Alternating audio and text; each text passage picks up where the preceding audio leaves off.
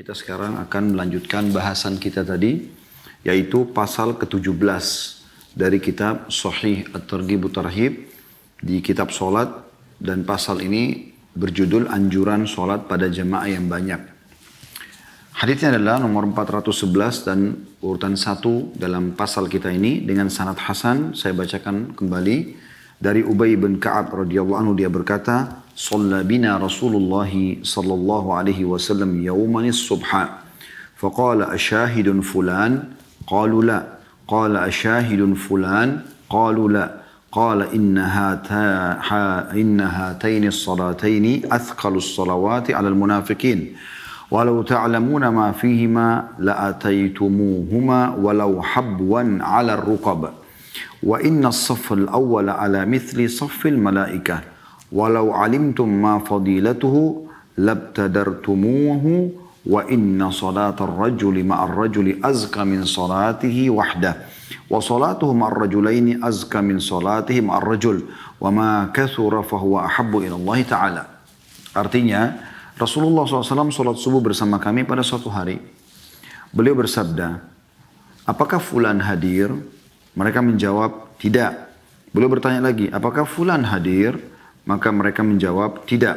Rasulullah SAW bersabda, "Sungguhnya dua solat ini adalah solat terberat bagi orang-orang munafik.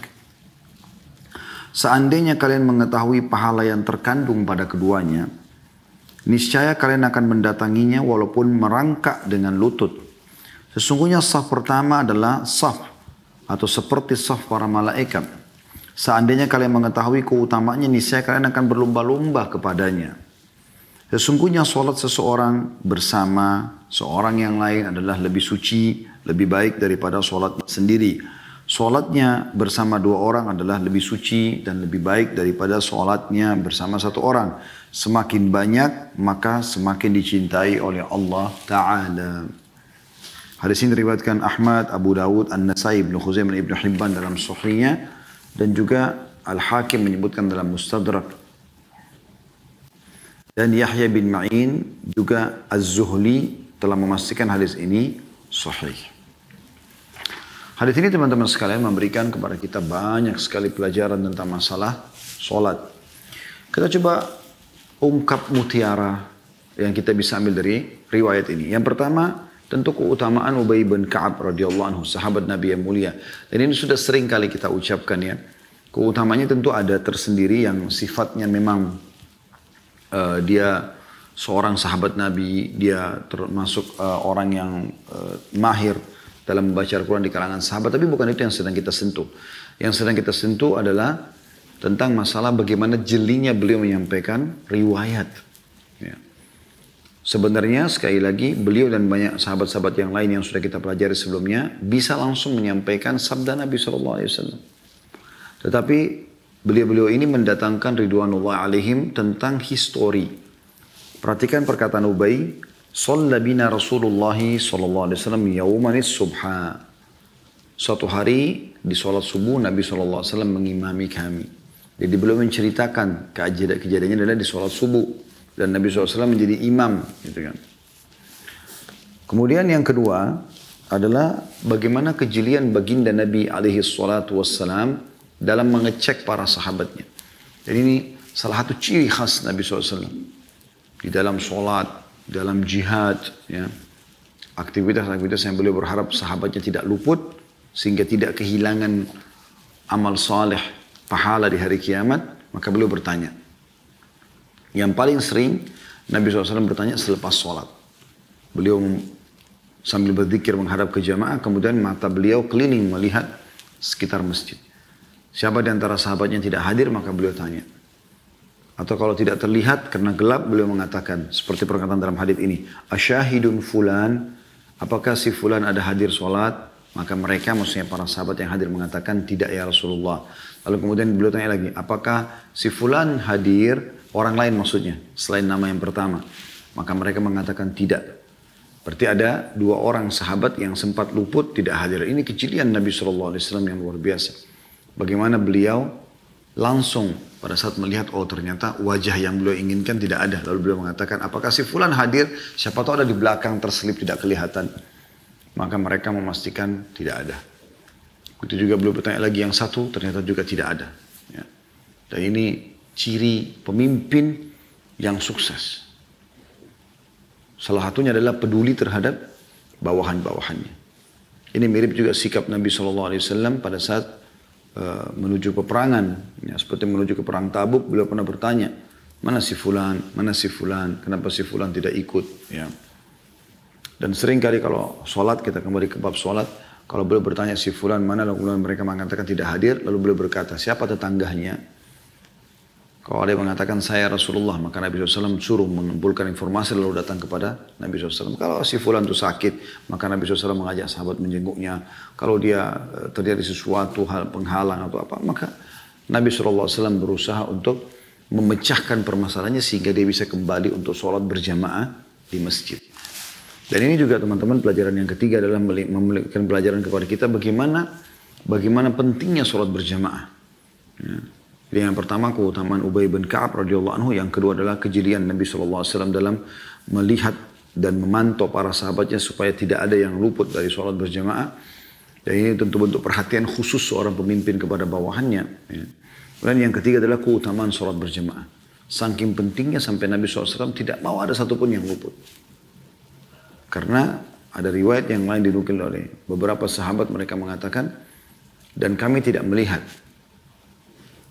orang yang luput dari sholat berjamaah di zaman Nabi SAW kecuali orang munafik. Jadi bisa kita katakan mustahil seorang sahabat itu tidak hadir ke masjid. Kecuali dia punya udzur benar-benar. Kalau tidak maka beliau pasti hadir. Ini keutamaan sholat, dan ini bab yang sedang kita bahas tentunya, masalah sholat ya. Yang keempat yang kita bisa ambil mutiaranya adalah bagaimana Nabi SAW menggambarkan kalau dua sholat, yaitu Isya dan Subuh, adalah dua sholat yang paling berat bagi orang munafik. Karena dua-duanya bertemu di waktu tidur. Umumnya orang zaman dulu tidur selepas Isya. Karena tidak ada penerangan kayak kita sekarang. Pasar tidak ada, pasar malam segala macam tidak ada. Orang kalau habis Isya, maghrib sudah masuk. Isya mereka sudah selesai. Ya. Bagi kaum muslimin mereka habis Isya tidur. Orang-orang kafir juga pada saat itu begitu. Tapi mereka tidak kenal namanya sholat tentunya. Kalau sekarang kan justru malam, orang banyak keluar ke mall, penerangan sana sini. Orang banyak begadang, ada media, tontonan segala macam. Dan mereka bisa menghabiskan waktu dengan itu ya. Tapi zaman dulu tidak ada sama sekali. Maka Nabi SAW mengingatkan, dua waktu ini, sholat ini, Isya dan Subuh adalah dua sholat yang paling berat bagi orang munafik. Jadi ini kita bisa jadikan sebagai tolok ukur teman-teman. Kalau Anda malas di dua waktu sholat ini, hati-hati, ada tanda kemunafikan. Oleh karena itu jangan sampai pernah bermalas-malasan. Ini punya keutamaan tersendiri. Kata Nabi SAW, siapa yang sholat Isya berjamaah ya, di masjid, maka dia seperti telah menghidupkan setengah malamnya. Seperti Anda non-stop dari ba'dal Isya sampai setengah malam, kurang lebih jam 1 malam, Anda sholat non-stop.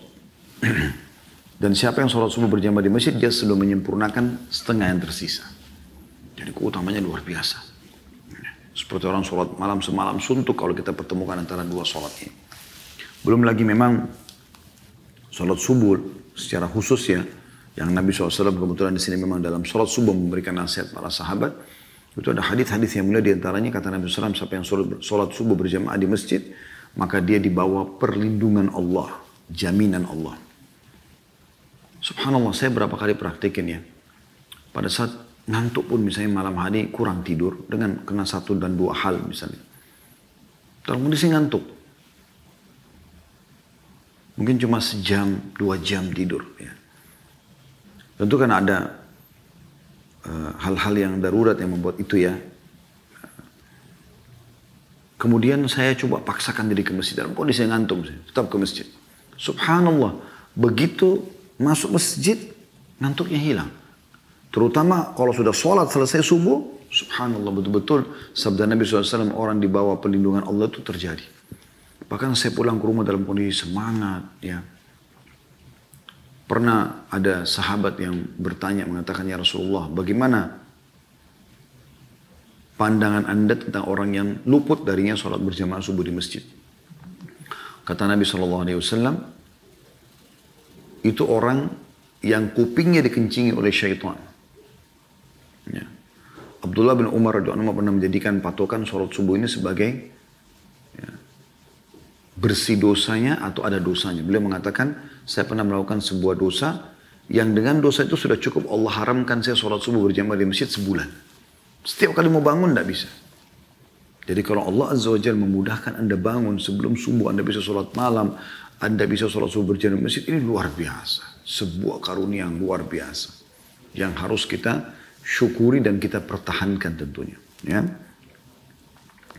Jadi makanya Nabi SAW mengatakan, ini mutiara yang keempat ya, Qala inna hataini salataini athqalus salawati alal munafiqin.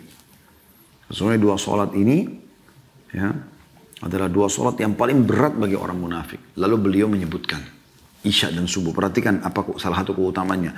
Walau ta'lamuna ma fihima la'ataitumuhuma walau habwan ala rukab.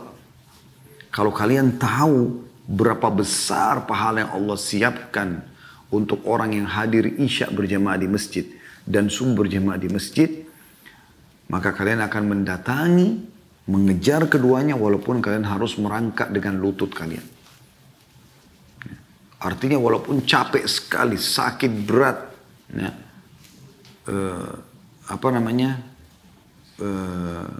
cacat, wa na'udzubillah, tetap akan ke masjid. Lagi teman-teman sekalian, bagi kaum muslimin terutama laki-laki, apa yang menghalangi anda ke masjid? Kecuali ada hal-hal darurat. Selama tidak ada hal darurat, pergilah. Kita sudah pelajari dan saya sudah reviewkan tadi bagaimana hadits yang kita pelajari pada pasal sebelumnya. Kalau ada orang bertekad mau ke masjid, kemudian ternyata punya udzur syar'i dan tetap dia ke masjid. Misalnya Anda sholat subuh, ternyata pas mau keluar rumah hujan deras, atau misalnya maaf Anda kebelet tadi, tiba-tiba harus kembali karena Nabi SAW melarang kita sholat dengan menahan dua keburukan. Anda buang air kecil atau buang air besar. Kemudian Anda kembali lagi ke masjid, ternyata sholat sudah selesai. Anda sholat sendirian pun, tidak ada orang yang bisa berjamaah lagi misalnya. Maka tetap Anda dapatkan pahala seperti jemaah yang pertama, tanpa dikurangi sedikit pun dari pahala mereka. Tapi ingat, saya sudah katakan tadi, syaratnya adalah orang ini bukan sengaja mengulur-ngulurnya. Ya. Bayangkan teman-teman, bahasa ini sudah sangat dalam. Kata Nabi SAW, kalau kalian mengetahui keutamaan keduanya, Isya dan subuh, dan kalian tidak bisa mendatangi kecuali merangkak dengan lutut, kalian akan lakukan itu. Ini tentu masuk dalam poin dan mutiara yang keempat tentang keutamaan dua sholat ini. Subuh dan Isya. Kemudian pelajaran yang kelima yang kita bisa ambil adalah wa inna as-saffal awwala ala mithli saffil malaika. Dan ketahuilah saf pertama yang menandakan berarti Anda harus datang lebih cepat ke masjid ya, supaya Anda berada di saf pertama. Apalagi sekarang masjid sudah ada jaraknya ya antara saf. Kalau tadinya masjid itu bisa nampung 30 orang, misalnya sekarang sisa 15 orang gitu kan. Sisa 13 orang. Jadi memang lebih sedikit peluang untuk mendapatkan saf pertama. Kata Nabi SAW, ini poin yang kelima, mutiara yang kelima, tentang keutamaan saf pertama. Kata Nabi SAW, ketahui dan saf pertama itu sama dengan saf pertama atau safnya para malaikat yang berjejer di hadapan Allah Subhanahu wa taala. Ini punya keutamaan tersendiri. Ada juga hadis lain yang menyebutkan kalau seandainya orang-orang mengetahui apa yang Allah janjikan di azan dan saf pertama, kemudian mereka tidak bisa mendapatkan keduanya kecuali dengan berundi, maka mereka akan berundi. Ya. Sampai sebagian ulama mengatakan kalau seandainya saya berada di saf kedua, kemudian saf pertama sudah penuh, saya bersedia untuk memberikan seluruh harta yang saya miliki di dunia ini hanya untuk meminta atau membayar kepada seseorang yang di saf pertama, dia mundur ke saf kedua lalu saya masuk saf pertama. Walaupun cuma satu sholat. Karena mereka tahu bagaimana mulianya hadis ini. Karena kata Nabi SAW, kalau seandainya kalian mengetahui apa yang Allah janjikan, kemudian kalian tidak bisa dapatkan saf pertama dan azan, kecuali kalian berundi, kalian akan berundi. Bertarung, bersaing, maka kalian akan lakukan itu. Makanya mereka bersedia di satu kali saja. Saf pertama, ya, satu sholat mereka bersedia bayar dengan seluruh harta yang mereka miliki. Subhanallah, kita di Indonesia belum faham masalah ini, ya, atau banyak orang yang belum faham, sehingga mereka masuk masjid, mereka saling mempersilahkan, silakan Pak, silakan ke saf pertama. Maksudnya silakan apa? Silakan kau dapat pahala lebih banyak. Keliru akhi. Anda yang harus masuk dulu ke saf pertama, kemudian kalau ada lowong di sebelah baru Anda persilahkan orang lain. Bagaimana Anda memberikan kesempatan orang lain mendapatkan pahala lebih banyak sementara Anda sendiri tidak mengejarnya? Kita kerjakan dulu, kita kejar dulu, kemudian kita ajak orang lain. Ya, karena Allah SWT mengatakan kabura maqtan indallah an taqulu ma la taf'alun. Sungguh berat di sisi Allah kalian mengucapkan tapi kalian tidak mengerjakannya. Kemudian pelajaran yang ke-6 tentunya yang kita bisa ambil adalah kata Nabi SAW, walau alimtum ma fadilatuhu labtadartumuhu. Dan kalau kalian mengetahui keutamanya, ini saya kalian akan berlomba-lomba kepada ini. Masih masuk yang keutamaan yang kelima tadi ya. Maksudnya saf pertama. Kalau kalian tahu keutamanya maka kalian akan berlomba-lomba untuk mengejarnya. Yang keenamnya adalah wa inna sholat, ini jadi saksi bahasan kita ya. Dan ini judul kita, anjuran sholat berjamaah yang jamaahnya lebih banyak. Wa inna sholat ar-rajuli ma'ar-rajuli azka min sholati wahdah. Sholat seseorang bersama orang lain berjamaah walaupun cuma 2 orang, satu imam satu makmum, lebih baik, lebih mulia, lebih besar pahalanya, lebih suci di sisi Allah SWT daripada dia sholat sendiri. Wa salatu ma'ar-rajulaini azka min salati ma'ar-rajul.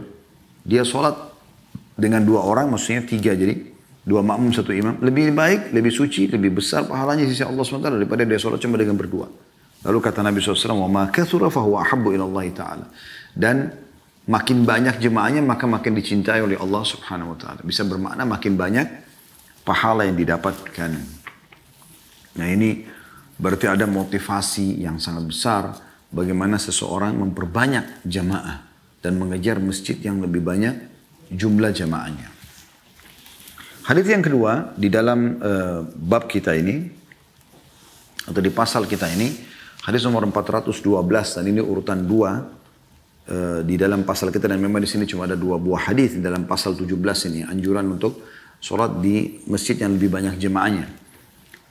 Hasan di ghairi, maksudnya Hasan derajatnya karena dikuatkan dengan riwayat lain dari Qabath bin Ashyam al-Laythi radhiyallahu anhu, dia berkata, Rasulullah SAW bersabda, salatul rajulaini ya ummu ahaduhuma sahibahu azka indallah azqa indallahi min salati arba'atin tatra. Wa salatu arba'atin azqa indallahi min salati thamaniyatin tatra. Wa salatu thamaniyatin ya ummuhum ahaduhum azqa indallahi min salati mi'atin tatra. Salat 2 orang yang salah satunya menjadi imam bagi yang lain adalah lebih suci di sisi Allah daripada salat 4 orang sendiri-sendiri. Jadi kita salat berdua berjamaah lebih besar pahalanya dibandingkan 4 orang digabung sholat sendiri-sendiri, tapi mereka digabungkan pahalanya. Masih lebih besar kita sholat berjamaah berdua dibandingkan kita dipertemukan antara sholat berjamaah 2 orang dengan sholat sendiri-sendiri tapi 4 orang kita gabungin pahalanya. Ya. Sholat 4 orang secara berjamaah adalah lebih suci di sisi Allah daripada sholat 8 orang sendiri-sendiri. Jadi kalau misalnya 3 orang makmum, 1 orang imam, jadi 4. Ini tetap lebih besar pahalanya dibandingkan sholat 8 orang. Pahalanya digabung, tapi sholat sendiri-sendiri. Tetap yang 4 orang berjamaah lebih afdal daripada 8 orang sendiri-sendiri.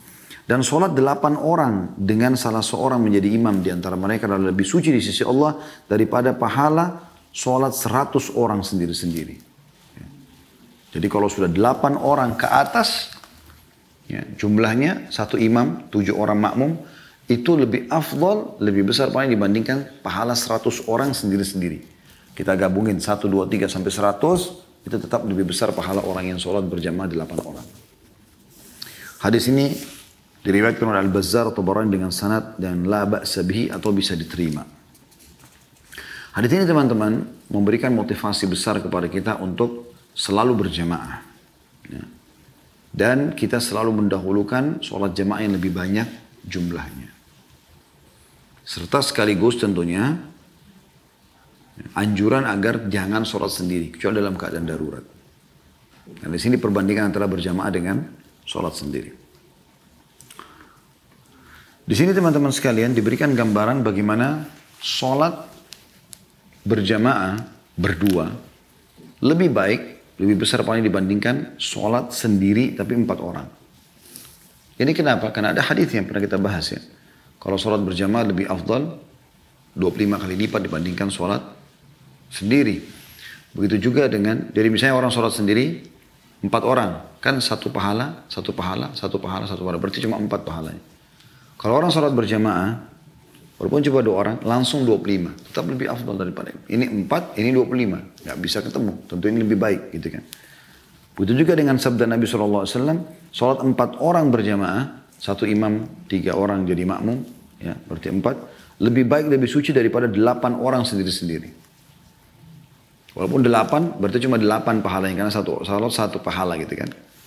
Nah ini 25 kali lipat, tetap lebih afdal.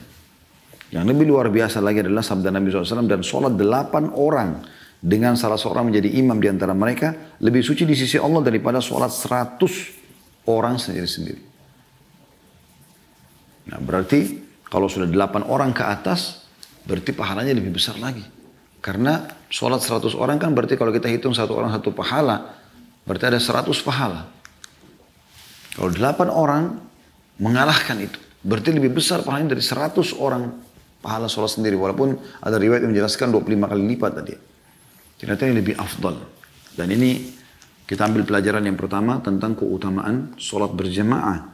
Kemudian yang kedua, anjuran untuk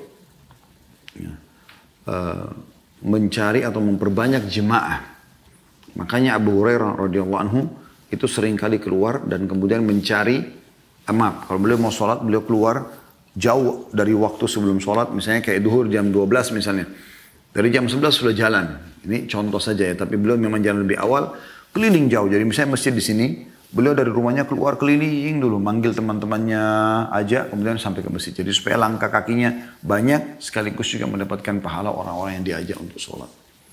Nah, begitu luar biasanya mereka dalam mengejar-ngejar pahala ini, dalam mengejar pahala.